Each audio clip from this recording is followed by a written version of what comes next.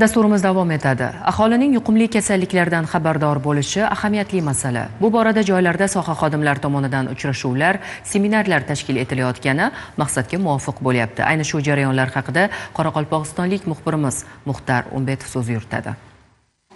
O'zbekistonda onkologik kasalliklarning oldini olish bo'yicha aholining xabardorligini oshirish va diagnostika salohiyatini kuchaytirish loyihasi doirasida o'tkazilgan seminarning navbatdagisi Nukus shahrida tashkil etildi. Asosan seminarda joylardagi birlamchi tibbiy sanitariya yordami muassasalaridagi tibbiyot xodimlari, epidemiologik shifokorlar va fuqarolar ishtirok etdi. So'z olganlar virusli gepatitlar, odam papilloma virusi va shunga o'xshash bir nechta kasalliklar eng keng tarqalgan va xavfli onkologiyaga sabab bo'luvchi kasalliklardan ekanligini alohida ta'kidlashdi. Ma'lumot uchun birgina odam papilloma virusi bachadon bo'yni saratonini olib keluvchi omillardan biri va buning oqibatida har yili mingdan ziyod ayollar vafot etadi. Uchrashuvlar davomida shuni bilyapmizki, demak aholimizda o'sha yuqumli kasalliklar oqibatida kelib chiqayotgan onkologik kasalliklar bo'yicha o'sha xabardorligini oshirishimiz lozimligini bilyapmiz va yana bitta kasallik bor, bu odam papilloma virusi keltirib chiqaradigan ayollar o'rtasida uchrayotgan bachadon bo'yni saratoni kasalligi.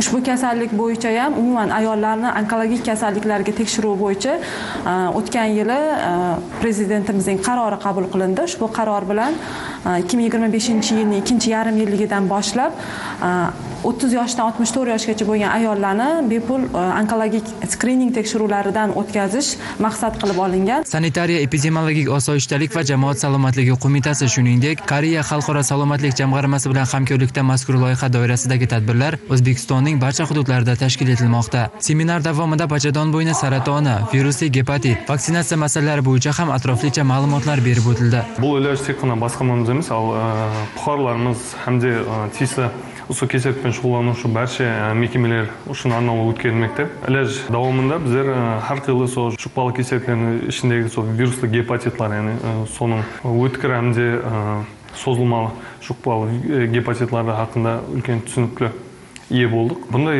ilojlarni tez-tezdan o'tkazib turib, fuqarolarda ya'ni yuqumli kesaklardan xabardor etuvga ulkan bir Inson salomatligi birinchi o'rinda turishni hisobga oladigan bo'lsak, har birimiz unga javobgarmiz. Shuning uchun o'z vaqtida tekshiruvlardan o'tishimiz, kasalliklarning oldini olishimiz zarur. Muxtor Umbetov, Zamonaviy informatsion dasturi uchun Qoraqalpog'iston Respublikasi Nukus shahridan maxsus.